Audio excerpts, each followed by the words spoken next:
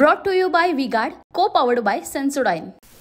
केंदूरच्या आजच्या महायुतीचे उमेदवार शिवाजीराव आढळराव पाटील यांच्या प्रचारार्थ जी सभा आयोजित केलेली आहे याला उपस्थित असणारे विधिमंडळातील माझ्या सहकारी मेघनाताई बोर्डीकर साकोरे, प्रकाशराव पवार, मानसिंग पाचुनकर, जयश्रीताई पलांडे, अमोल तिटे, भगवानराव शेळके, रामभाऊ सासवडे, राजेंद्र रासकर, सुहासराव ढोकले, प्रदीप वळसे पाटील, प्रमोद पराड, सविता बगाटे, सविता पराड, केशरताई पवार, निवृत्ती अण्णा गवारी, सुरेश पलांडे, प्रवीण ढोकले, चेतन दरेकर, मच्छिंद्र बापू, अनेक इथं कार्यकर्ते उपस्थित आहेत.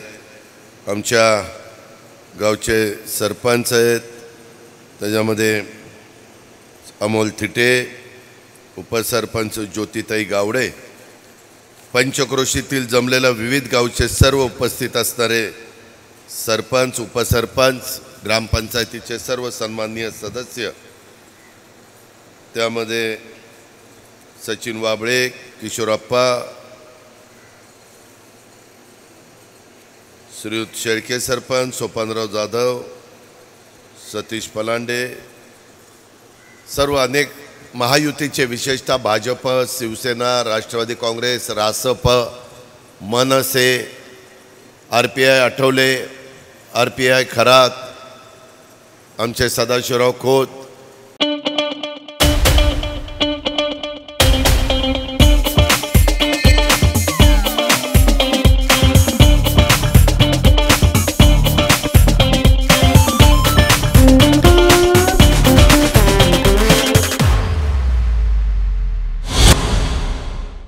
पाठिंबा दिलेला त्या महायुतीमधले सर्व घटक पक्ष, त्यांचे सर्व पदाधिकारी, गावातील वडीलधारी बंधू भगिनींनो आणि माझ्या तरुण मित्रांनो, माझी 10ला सभा होते पण मी 11ला आलोय. माझे आज इथं शिरूर तालुक्यात सभा आहेत, चिंचवडला सभा आहेत, मावळामध्ये सभा आहेत, मला नावऱ्याला पण सभा घ्यायची आहे, आळंदीला सभा आहे.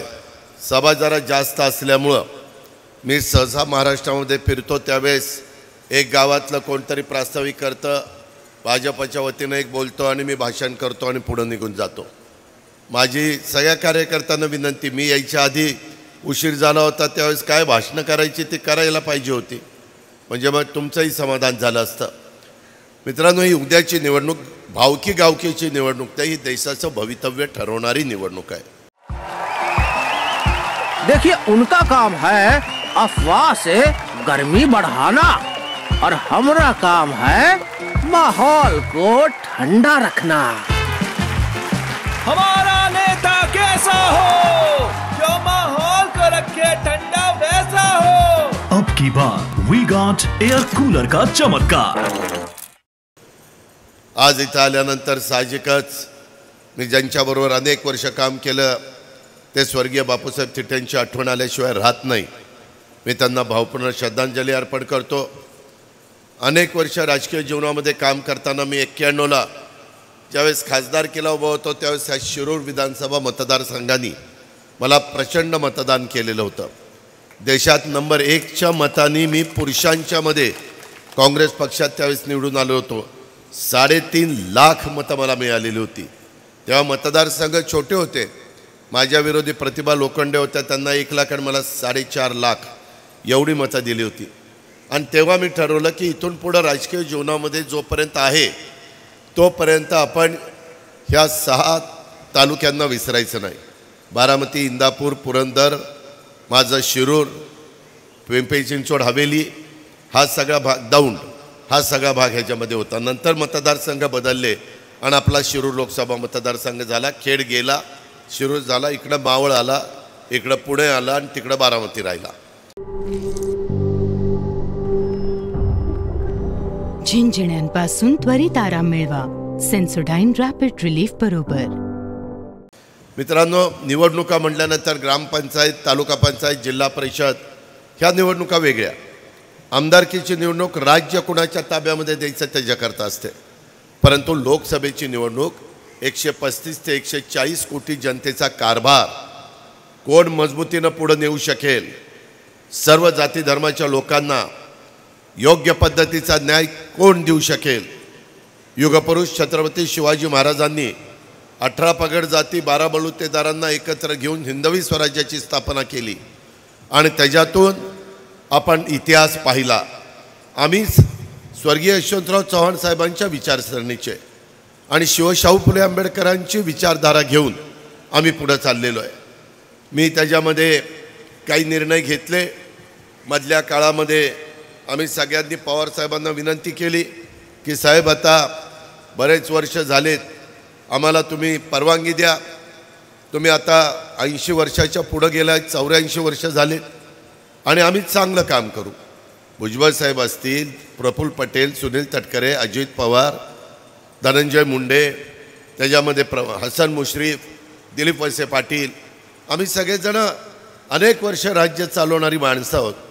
आम्ही सगळ्या राज्याला दुष्काळी भागात, अतिवृष्टीच्या वेळेस, त्याच्यामध्ये गारपीट झाल्यानंतर, अवकाळी पाऊस पडल्यानंतर, काही नैसर्गिक संकट आल्यानंतर अशा पद्धतीनं कसं आधार द्यायचा आणि बाहेर काढायचं हे आम्हाला समजलेलं आहे. तुम्ही आम्हाला आशीर्वाद द्या. साहेबांनी मला सांगितलं ठीक आहे अजित, आता मी राजीनामा देतो, मलाही आता हे सगळं कुणावर तरी सोपवायचं आहे आणि तुम्ही सगळ्यांनी हे चालवा. मी म्हणलं बघा साहेब तुमचा निर्णय. मित्रांनो, मला काहींनी सांगितलं तुमचं जरा साहेबांच्यावर प्रेम आहे, तुम्हाला असं वाटतं की दादानी ह्या वयात साहेबाला सोडायला नको होतं. मी सोडतच नव्हतो. मी म्हणत होतो की तुम्ही घरी बसा, तुम्ही तब्येतीला सांभाळा, आम्हाला मार्गदर्शन करा, कुठं चुकलं तर कान धरा, कुठं आणखी काही सुचवायचं असेल तर सुचवा. जसं मी 30-32 वर्ष तुमचं ऐकत आलो आहे, तुम्ही म्हणाल ते आम्ही करत आलो आहे. 2004ला मुख्यमंत्रीपद आपल्याला मिळत होतं, तरी साहेब म्हणले घ्यायचं नाही. नाही नाही साहेबांनी सांगितलं आता भाजपबरोबर जायचं, आता शिवसेनेबरोबर जायचं, आता काँग्रेसला सोडायचं. आता काँग्रेसला का सोडायचं तर परकीय मुद्दा, सोनिया गांधी परकीय स्त्री आहे अशा मुद्दा काढला. हे सगळं तुमच्या समोर आहे मित्रांनो. तरी आम्ही हो की चूक केलं नाही. वास्तविक प्रत्येकाला कुणीतरी संधी देतं. काही लोक म्हणतात अजित पवारला साहेबांनी संधी दिली. अरे हो ना, पण साहेबांना पण चव्हाण साहेबांनी संधी दिली. कुणीतरी तुमच्यातल्या बसणाऱ्या किंवा आता इथं वेगवेगळी मेघना बसलेली आहे, बाकीचे सगळे सरपंच आहेत, आमचा मानसिंग आहे, सुरेशराव आहेत, बाकीचे सगळे तिथं बसलेत, प्रदीप आहे, सगळे इथं. प्रत्येकाला कुणीतरी संधी दिली. मी माझ्या राजकीय आयुष्यामध्ये अनेकांना पिंपरी चिंचवडमध्ये आमदार केलं आहे, अनेकांना खासदार केलं. आता डॉक्टर कोल्हे आमच्या विरोधात मतं मागायला येतो, त्यांना पक्षात मी घेतलं आहे, उमेदवारी मी दिली, त्याच्यामध्ये निवडून आणण्याच्या करता दिवस रात्र एक झालो. परंतु 5 वर्ष त्यांनी लोकांना संपर्कच ठेवला नाही. त्याच्यावर मी येतो.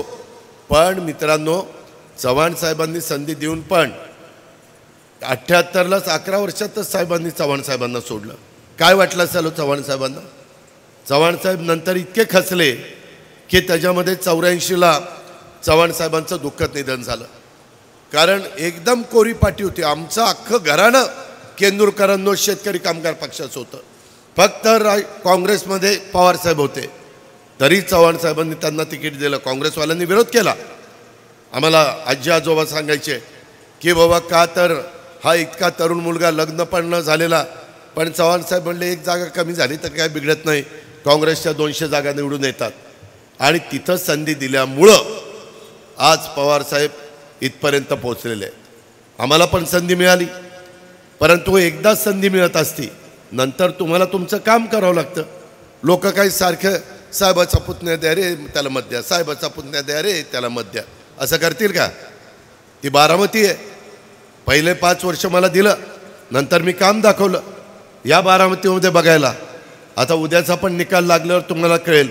माझी बारामतीची जागा तर मी निवडूनच आणणार, निवडूनच येणार, कारण माझं काम बोलतं आहे. मी शब्दाचा पक्का आहे. एकदा शब्द दिल्यानंतर बदलत नाही.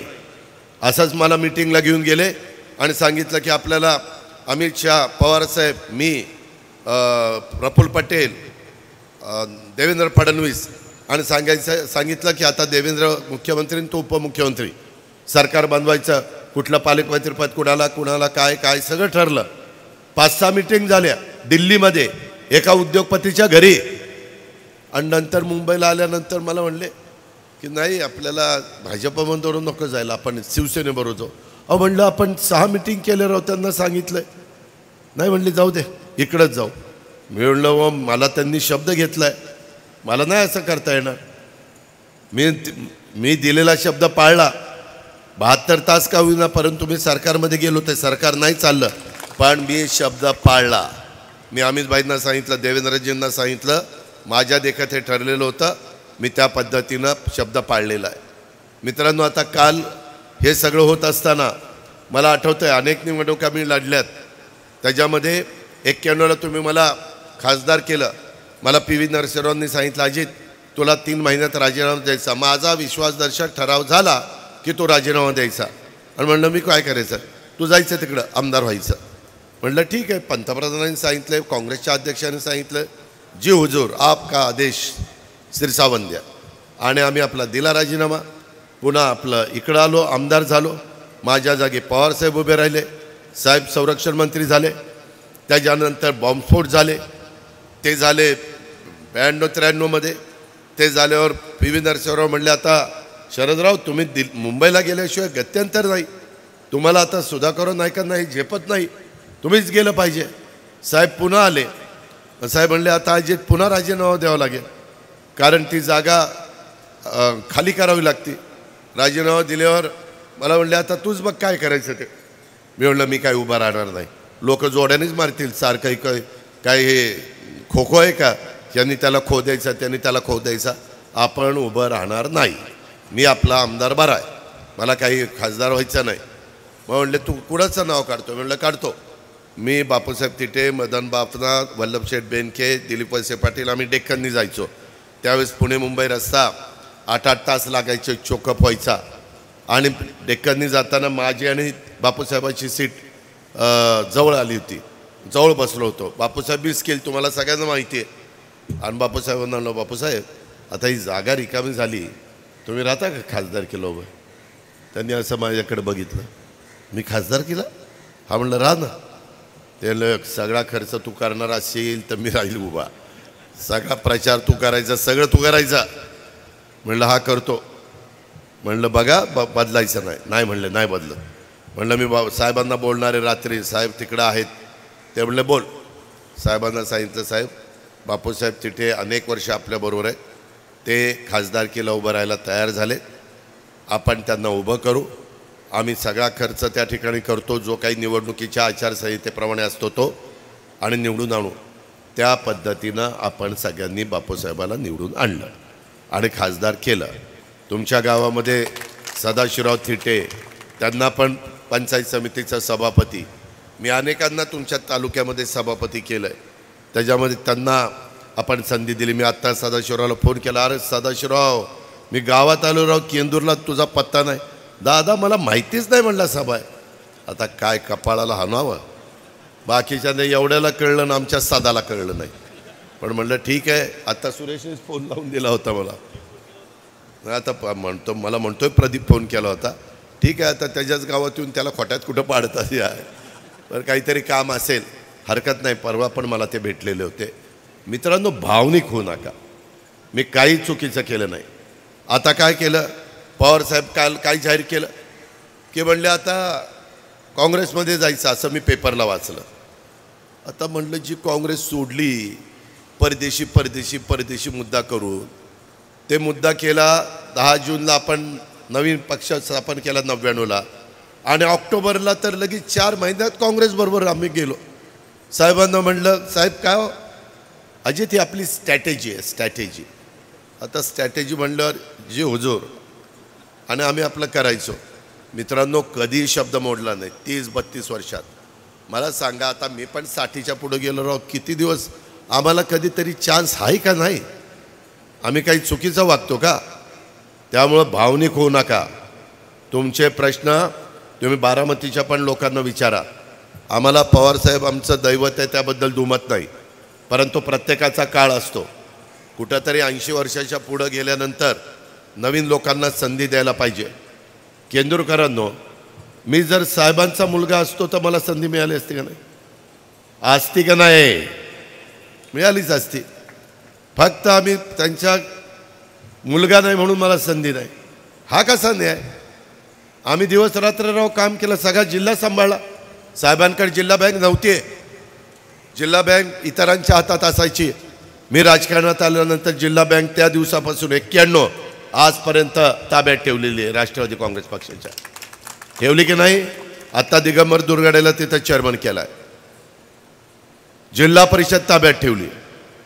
इथंही मी तुमच्या 2 जागा आणि 1 जिल्हा परिषद जागेला सभेला आलो होतो ना. 1 जागा तर 13 का 17च मतांनी आली, पण आली. 3 जागा आल्या. मी सगळ्यांना मी कधी वाऱ्यावर सोडत नाही. त्याच्यामध्ये या सगळ्या पिंपरी चिंचवड कधी आपल्या ताब्यात नव्हतं. जे 92 पासून 2017पर्यंत ताब्यामध्ये ठेवलं. एकदम चांगलं शहर केलं. आपल्याकडं मी कामाचा माणूस आहे. मी एखादी गोष्ट मनावर घेतली तर मी करतो. बारामती कशा पद्धतीनं बदलली एकदा येऊन बघा. अनेक लोक, मेघनाला विचारा की अनेक लोक सांगतात आम्हाला निवडून द्या, आम्ही आपला मतदारसंघ बारामतीसारखा करू. म्हणजे काहीतरी आम्ही केलं ना, का तिथं गोट्या खेळलो काय? कामच केलं ना. ह्याचा विचार कुठेतरी करणार आहे का नाही? आणि काल तर काय एक सभा झाली शिरूरला. तिथं तर काही तर असं बरळले, म्हणले हे गोडगंगा कारखाना अजित पवारने बंद पाडला. तिच्या आला अजित पवार डायरेक्टर नाही, चेअरमन नाही, व्हाईस चेअरमन नाही. माझ्याकडं काय जादूची कांडी? हा, हे कारखाना बंद पाड, की कारखाना बंद पडला. अरे तुम्हा लोकांना म्हणजे तिथं असणाऱ्या चेअरमनला चालवता आला नाही. अशोक बाबा, तू त्याच्यावर कर्ज काढलं. एकदम 25 वर्षात चांगला चाललेला कारखाना कर्जबाजारी केला आणि पावती माझ्या नावावर फाडता. उलट मी माझ्या भागातले कारखाने चांगले चालवतो. माझ्यातला भाव 3350 रुपये माझ्या सोमेश्वरचा भाव असतो. 3411 रुपये माझ्या माळेगावचा भाव असतो. आम्ही इतके चांगल्या संस्था चालवतो. आम्ही असं तसं काम करत नाही. परंतु त्यांच्याकडे मुद्दा नाही म्हणून काही पण बोलायचं आणि सांगायचं की हा कारखाना अजित पवारांनी बंद पडलेला आहे आणि अशा पद्धतीनं काहीतरी लोकांची दिशाभूल करण्याचा प्रयत्न हा त्या बाबतीत. आणि कारण काय सांगितलं?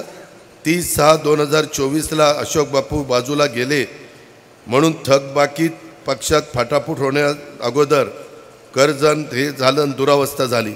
वास्तविक अशोक पवार माझ्याबरोबर होता, माझ्या शपथविधीला होता, अमोल कोल्हे शपथविधीला होता. तुम्ही फोटो बघा, यांनी बाईट दिले. अशोक पवारचं दुखणं तिथं मी शपथ घेतली, भुजबळांनी शपथ घेतली आणि 3री का 4थी शपथ दिलीप वळसे पाटलांनी घेतली. तिथं अशोक पवारचं आमच्या भावकीचं गाडं बिघडलं. ते वडलावराव यांचं माझं जमत नाही, दादांनी ह्यांना नको होतं घ्यायला मंत्री करायला, आता मी दादांच्या बरोबर राहणार नाही. त्यांचं स्थानिक वाद आणि माझ्या नावाने बोलतात. मित्रांनो, मी कधी मेघनाला विचारा, ती भाजपची आहे. त्याच्यामध्ये मागं आम्ही सरकारमध्ये असताना भाजपचे किंवा इतर विरोधी पक्षाचे आमदार आले आणि काम होण्यासारखं असेल तर मी काम करायचो. मी असा माणूस नाही, कारण हे पण 5-5 लाख लोकांच्यातनं निवडून येत असतात. काही झुकतं माग सत्ताधारी पक्षाला मिळत असेल त्याबद्दल दुमत नाही, परंतु अजिबातच विरोधकांची कामं नाही केली तर कसं चालेल? असं नाही राजकारण होत, असं नाही समाजकारण होत. तुम्ही भावनिक होऊन त्या ठिकाणी मतदान करू नका. ही देशाची निवडणूक आहे. आणि मी का शिवाजीराव आढळराव पाटलांच्या घड्याळाच्या चित्राच्या शेजारचं बटन दाबायला सांगतो, समोरील बटन दाबायला सांगतो का? तर आपल्याला केंद्राचा निधी आणायचा आहे. गिरीश बापट साहेबांनी पुण्यामध्ये आणला. नदी सुधार कार्यक्रमाला करोडो रुपये आणले. 24/7 पिण्याच्या पाण्याची योजना करायला पैसे 2400 कोटीची योजना आणली. टर्मिनल 500 कोटी रुपये, पुणे एअरपोर्टचं टर्मिनल चांगलं करायला आणले. मेट्रोला 16,000 कोटी रुपये आणले. आपल्या खासदारांनी काय केलं? खासदार तर म्हणायचं मला नकोच खासदार की मी राजीनामा देतो. अरे म्हटलं का राजीनामा देतो? म्हणले दादा मी सेलिब्रिटी आहे, सेलिब्रिटी, मी अभिनेता आहे, मी चित्रपटात काम करत असतो, मला वेळ नसतो, मी मालिकेत काम करत असतो, मला त्याच्याबद्दलचं शूटिंग करावं लागतं, सेट असतात मुंबईमध्ये, सेट सेट म्हणजे कळेल काय ना काय सेट हां कळतंय ना सेट म्हणजे ते चित्रपटात सेट उभा करतात तर ते तिकडं असतं त्याच्यावर मी काय करणार मी कधी केंदूरला जाणार मी कधी आंबेगावला जाणार आणि ती बाबा 5 वर्षात केंदूरला किती झाले काही निधी बिधी दिला का नाही काय बघा आता बघा तुम्हीच आणि मला म्हणत होते मला राजीनामा द्यायचा मी कसं बसं म्हणलं नको रे बाबा आता राजीनामा दिल्यावर लोक तर आम्हाला मतच मागून देणार नाहीत 5 वर्षाकरता दिलं आणि तुम्ही राजीनामा देता तुम्ही काय आम्हाला पोरकट समजता का असं म्हणून आम्हाला सल्ला करतील म्हणलं नको देऊ आणि आता एकदम पुन्हा उभा राहायला निघाला मित्रांनो त्यांच्याकडनं काम होणार नाही माझ्या बारामतीमध्ये देखील सुप्रियाला मी 3 वेळेला निवडून दिलं त्याच्यामध्ये देखील विरोधी पक्षाचा खासदार म्हणून विकास होऊ शकला नाही आपल्याला विकास करायचा आहे मी राज्य सरकारचा निधी देईलच त्याबद्दल काळजी करू नका दिलीप वळसे पाटलांना पण आम्ही सरकारमध्ये आल्यावर शेकडो कोटी रुपये दिले तिकडं अतुल बेनकेला दिले दिलीप मोहितेला दिले सगळ्यांना दिले त्याबद्दल दुमत नाही कारण आम्ही लोकांची कामं करायला निवडून जातो आम्ही तिथं नुसती भाषणं करायला निवडून जात नाही लोकांचे प्रश्न सोडवावे लागतात अडचणी सोडवाव्या लागतात आज आपल्या इथं देखील केंदूर पाबळ परिसरामध्ये 12 गावांच्या शेतीच्या पाण्यासाठी गेल्या कित्येक वर्षापासून इथली मागणी आहे आंदोलनं चाललीत 6 महिन्यापूर्वी 12 गावातील सर्व ग्रामस्थांनी मिळून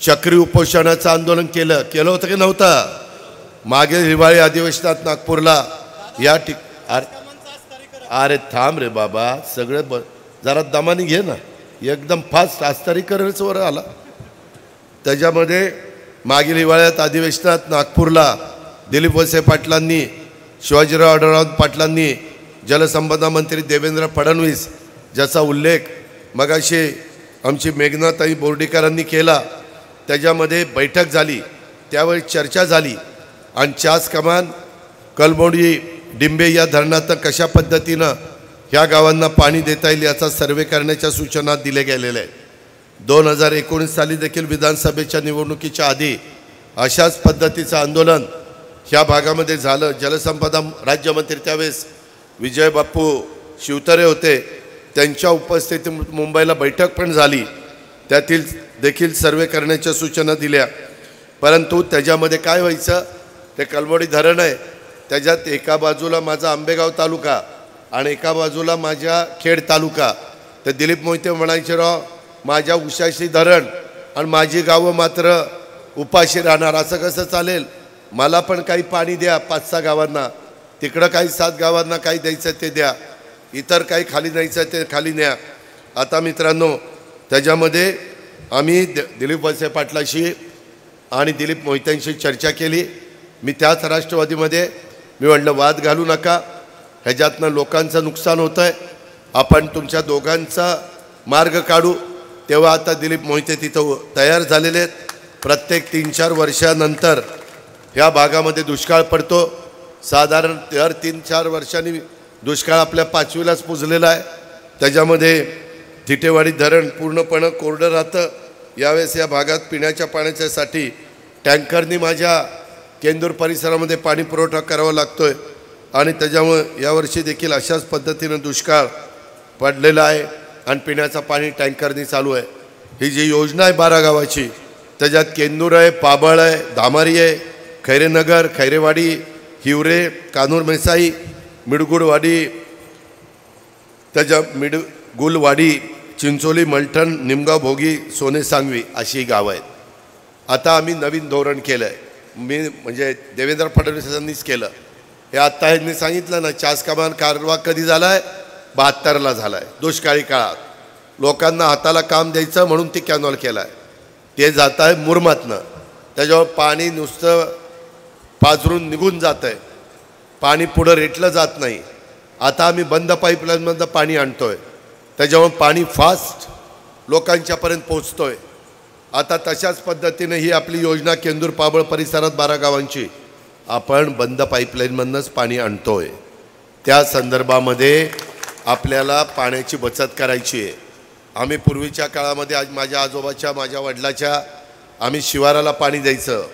आता नवीन टेक्निक आलं आहे, त्या शिवाराला पाणी द्यायच्याऐवजी झाडाच्या मुळाला पाणी द्यायचं. ठिप ठिप ठिप ठिप ठिपका ठिबक म्हणतात त्याला, ड्रीप म्हणतात, मायक्रो स्प्रिंकलर.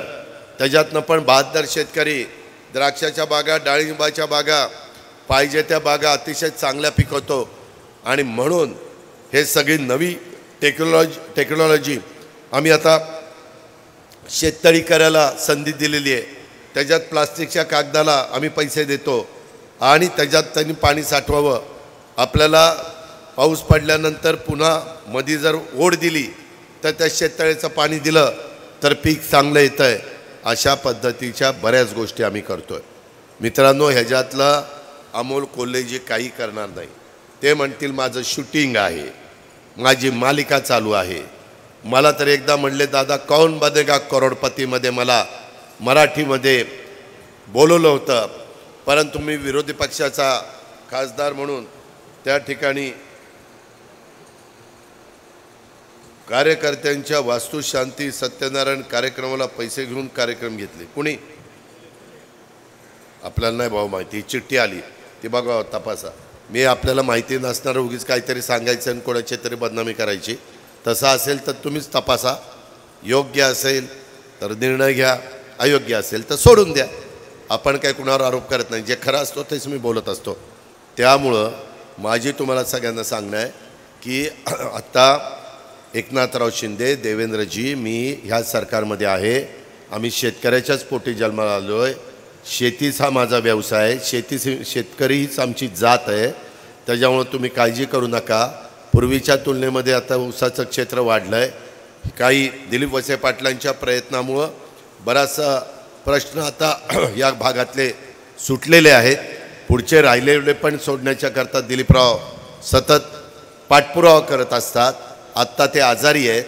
पहिल्यांदाच असं घडलं आहे की निवडणुकीच्या काळामध्ये दिलीपराव आजारी आहेत. आम्ही त्यांना सांगितलं की ते मला म्हणले व्हीलचेअरवर बसून येतो. म्हणलं अजिबात नाही, दवाखान्यात थांबा, धडधाकट बरे व्हा. तब्येत चांगली असेल तर कामं करता येतात, तब्येत जर चांगली नसेल तर अडचणी येतात आणि लोक उगवत्या सूर्याला नमस्कार करत असतात. त्याच्यामुळं तुम्ही अतिशय खणखणीत बरं व्हा. आणि मग या तोपर्यंत आम्ही असो, प्रदीप असो, मानसिंग असेल, बाकीचे सगळे माझे सहकारी असतील, आम्ही प्रचाराची यंत्रणा त्या ठिकाणी राबू. आता मेघना पण आपली सूनच आहे, ती जिंतूरचं प्रतिनिधित्व त्या ठिकाणी करते. तिचंही काम तिथं चांगलं चाललेलं आहे. त्याच्या संदर्भामध्ये अशा पद्धतीनं नवीन टीम पण आम्ही बरोबर घेतो आहे. जुन्या नव्यांचा योग्य पद्धतीनं कसा आपल्याला फायदा उठवता येईल अशा प्रकारची आमची लोकांना भूमिका आहे. आणि म्हणून आता आम्ही लाईट बिल जास्त येतं. यंदाच्या अंतरिम अर्थसंकल्प मेघना मी जाहीर केला, त्याच्यामध्ये सोलरला 8.5 लाख पंपाला आम्ही वीज द्यायचं चालू केलं आहे. किती? 8.5 लाख. आत्ता पण मला एक निवेदन आलं तुमच्या सरपंचाचं की दादा, केंदूर येथे ACZसाठी संपादित केलेल्या 560 एकर गायरान जमिनीवर सोलर प्रोजेक्ट राबवा. अशा प्रकारचे प्रोजेक्ट महावितरण कंपनी राबवते. आणि त्याच्यामध्ये पूर्वी मला वाटतं एकरी काहीतरी 30,000 रुपये द्यायचे, आता काहीतरी वाढवलं वाटतं. तर ते पैसे तुमच्या गावाला मिळतील. मी गेल्यानंतर आचारसंहिता संपल्यानंतर ह्याच्यात लक्ष, सरपंच ताई तुम्ही काळजी करू नका, आम्ही लक्ष घालू. फक्त तिथं झाड नसलं पाहिजे. का झाड आहे? बॅरन लँड आहे, कुसळ उगवणारी जमीन पाहिजे. कारण सावली चालत नाही त्या सोलरला, ऊन डायरेक्ट लागतं तर पंप चालतो. आम्ही आमच्या भागामध्ये 15-15, 20-20 हॉर्सपॉवरचे पंप बसवलेत, उत्तम चालतात. आत्ता जे विजेचा लपंडाव चालला आहे, दिवसा सूर्य उगवला 8 वाजले, भाकरी बांधायची, रानात जायचं, बटन दाबायचं, पाणी सुरू. कडूसं पडलं, मावळलं सूर्य, मोटर आपोआप बंद. घरी बिबट्याची भीती नाही, काय नाही. घरी जायचं, पायका पोरात राहायचं, जेवायचं, खायचं आणि झोपायचं. नाहीतर रात्री विंचू, काटा, साप. आणि तुमच्या 4 तालुक्यात तर बिबट्याने हायदोस घातलाय. 460 बिबटे आहेत. शिरूर, आंबेगाव, खेड आणि जुन्नर. काल पण जुन्नरला एक 8 वर्षाच्या मुलाला ते यात्रेकरता तिकडनं आलं होता, आई वडील घेऊन. पारनेर नाही अकोल्यावरून, आणि त्याला उचलून दिलं. त्याच्या संदर्भामध्ये आम्ही आता जे काही इन्फ्रास्ट्रक्चर पाहिजे, पिंजरे लावायचे आहेत, काय करायचं, आणि कायदे कठीण आहेत. तो सुप्रीम कोर्टाने कुठल्याही वन्यजीवाला बंदुकीनं गोळी घालायला शिक्षा ठेवलेली आहे. त्याच्यामुळे कोणी बंदूक पण चालू शकत नाही. मग त्यांना पिंजऱ्यात पकडावं लागतं आहे. आता पिंजरे पण मोठ्या प्रमाणावर मागवलेत, गाड्याही त्यांना द्यायची व्यवस्था केली. आणि कुठल्याही परिस्थितीत आता काय करावं लागणार आहे, हसण्यावरही नेऊ नका, परंतु त्यांना पकडायचं आहे आणि त्यांची नसबंदी करायची, पिल्लं वाढू नये म्हणून. कारण आता एक एक मादी वर्षातनं 2दा विते. पूर्वी एकच बच्चा राहायचा, आता 3-3, 4-4 बच्चे राहतात, कारण ऊसाचं रान असतं आणि त्याच्यात त्यांना लपायला जागा मिळते. हे नवीन नवीन प्रसंग आपल्या सगळ्यांच्या समोर निर्माण होत आहेत. त्याच्यातनं आम्ही मार्ग काढतोय. तुम्ही काळजी करू नका. कुणी आमच्यावर आरोप करत आहे, वास्तविक कुणीच म्हणणार नाही की आपल्या कारकिर्दीमध्ये कुणाचा तरी लहान मूल बिबट्याने न्यावं, पण हे घडलेलं आहे आणि ते घडू नये म्हणून जे काही फॉरेस्ट डिपार्टमेंट आणि इतर डिपार्टमेंटला विश्वासामध्ये घेऊन कामं करायची ती कामं आम्ही त्या बाबतीमध्ये करतोय. 12 गावांचा शेतीच्या पाण्याच्याबद्दल मी तुम्हाला सांगितलेलं आहे. त्याच्यामध्ये निधी लागणार आहे. ही सगळी कामं फुकट होत नाहीत. सगळी सोंग करता येतात, पैशाचं सोंग नाही करता येत. ते मागं यांनी आपलं 5 वर्ष, माझा तालुका 10 वर्ष मागं गेला, आणि जिथं मोदी साहेबांच्या विचाराचे खासदार गेले त्यांना मात्र चांगला निधी मिळाला, म्हणून तो बॅकलॉग भरून काढायचा आहे.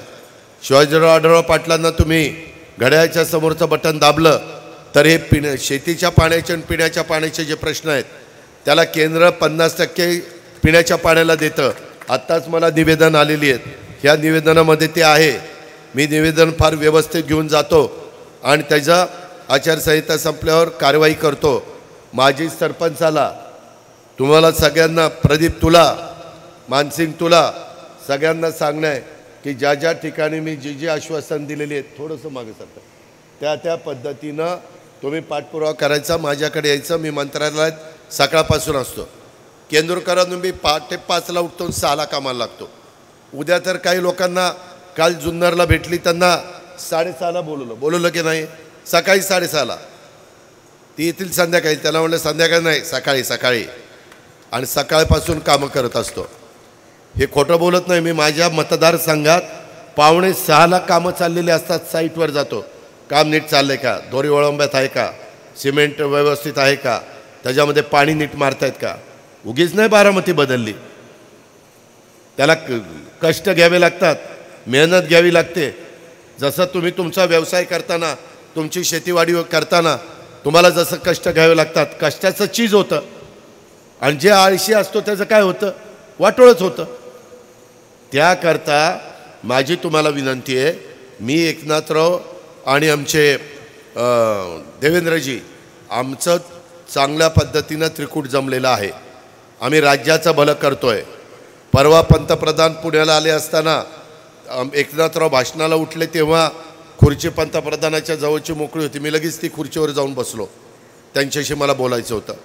मी त्यांना सांगितलं, पंतप्रधान साहेब, माझ्या भागामध्ये, महाराष्ट्रात, पुणे जिल्ह्यात, नाशिक जिल्ह्यात, वेगवेगळ्या भागामध्ये कांदा उत्पादक शेतकरी मोठा आहे. कांदा निर्यात बंदी केल्यावर ते आमच्यावर चिडतात, आम्हाला कांदे फेकून मारतात.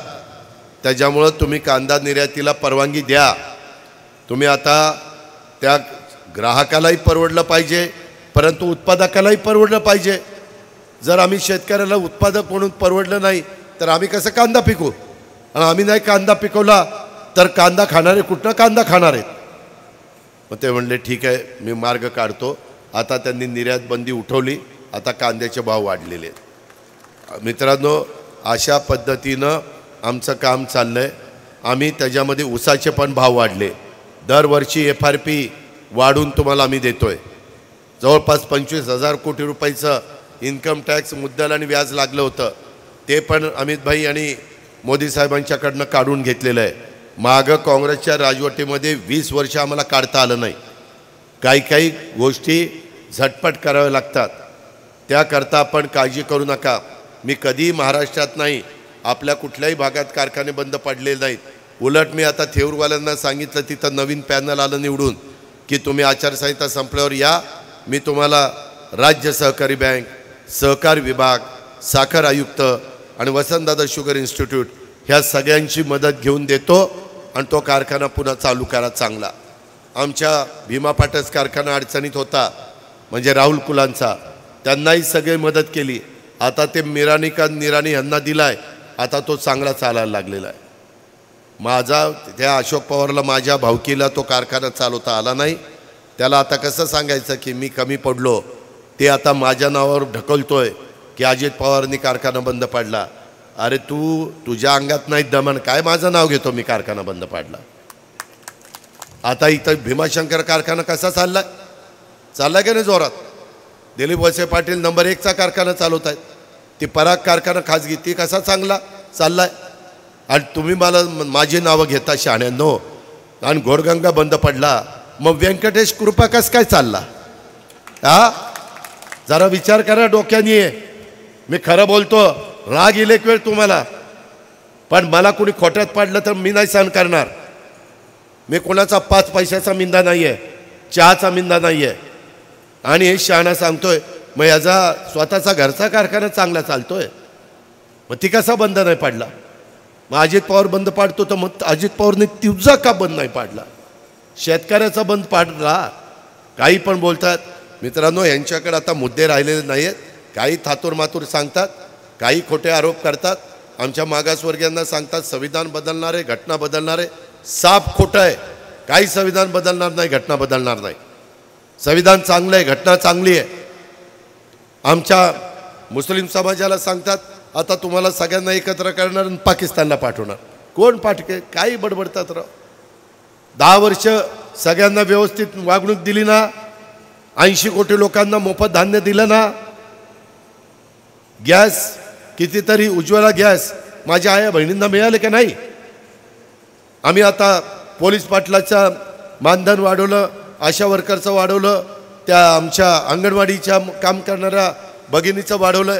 आमचं काम चाललेलं आहे. हे मुद्दाम आमच्या नावाने म्हणजे बोटं मोडतायत, यांचं काही खरं नाही.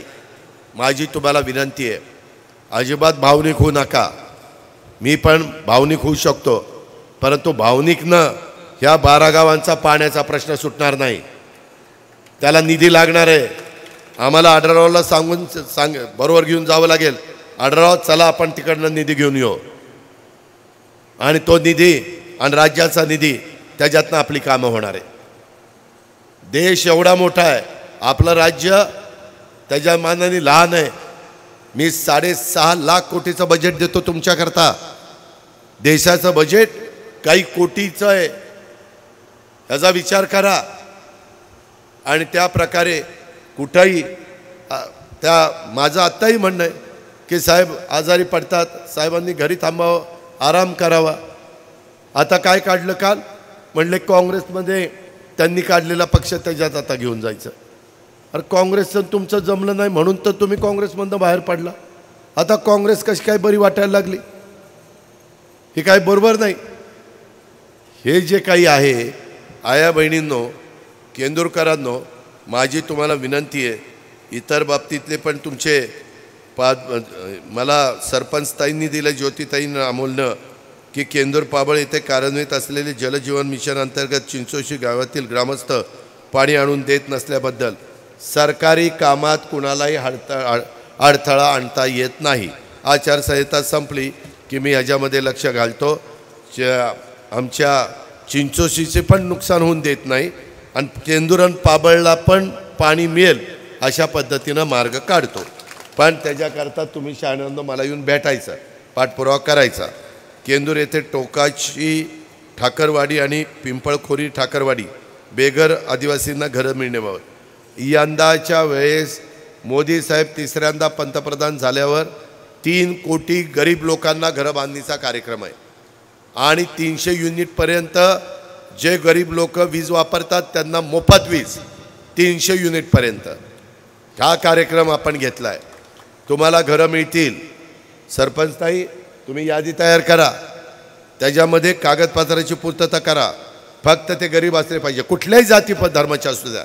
ह्याच्या आधी इतर धर्माला मिळत नव्हतं, आता नाही.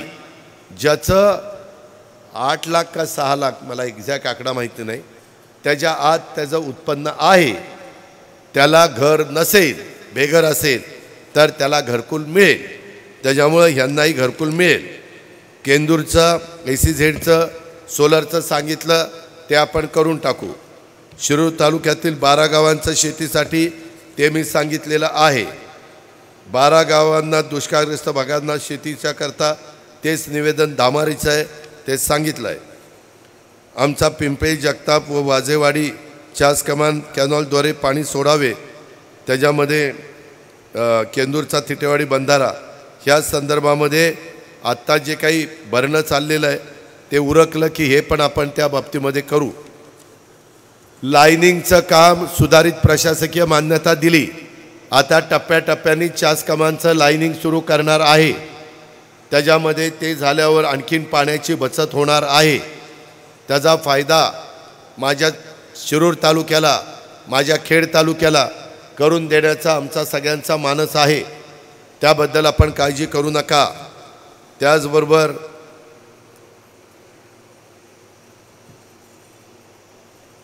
ते कारखान्याचे दुरावस्था ते सांगितलं.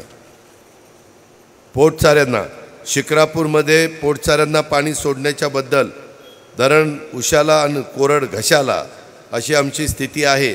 ती स्थिती अजित पवार बदलून देईल, जरा कळ काढा. त्याच्यामध्ये भरणं खालचं उरकू द्या. ते भरणं झाल्यावर ह्या पद्धतीनं पण आपण लगेच, अन्यथा उग्र स्वरूपाचं आंदोलन करण्यात येईल. कशाला उग्र? लगेच उग्र. त्याला काय रे तुम्ही? त्यामध्ये आत्ता जे काही टेलला पाणी चाललं आहे त्यांचं भरणं उरकू द्या ना, मग कशाला उग्रण फिग्रण करताय? मला ना दम दिलं की नाही आवडत. तुम्ही गोड बोलून काम करून घ्या ना, त्याच्या आला आहे ना, मी तयार. कामाचा माणूस आहे मी असा तसा नाही आहे. पोटचाऱ्यांचं ते पण आमच्या भगवानराव शेळकेंनी सांगितलं, ते पण हेच आहे त्यांचं. आणि आमच्या भगवानराव 2 दिले राव भगवानरावनी. हां,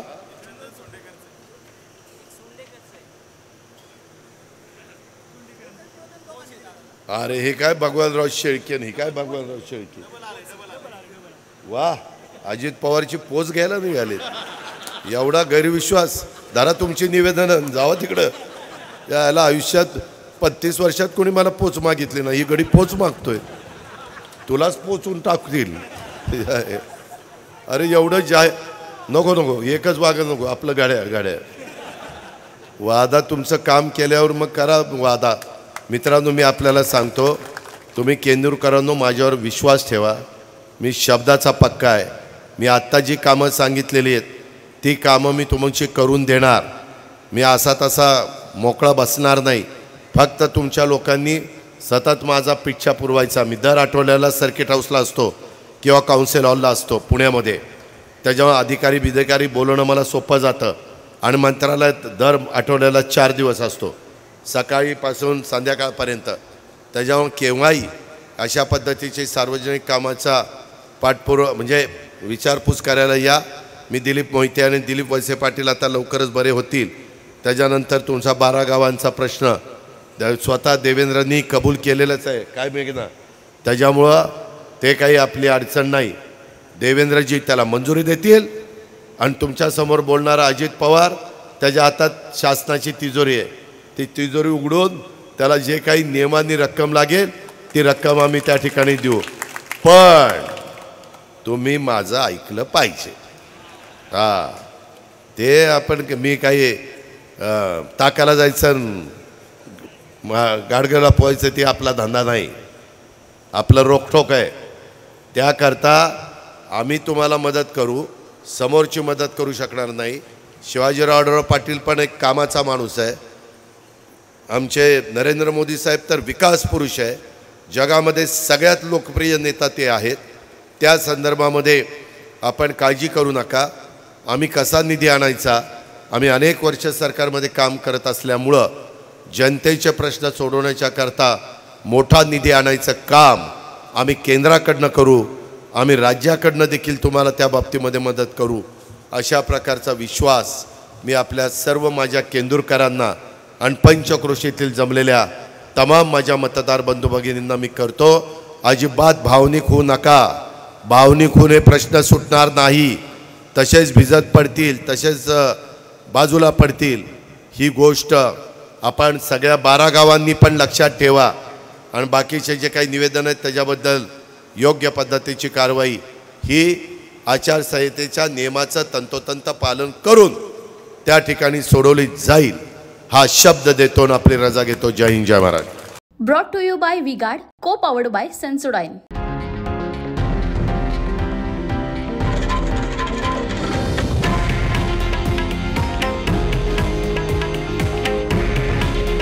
हे आहे देशातील नंबर 1 न्यूज नेटवर्क आणि आपण पाहत आहात TV9 मराठी. काळजी तुमची, हित महाराष्ट्राचं.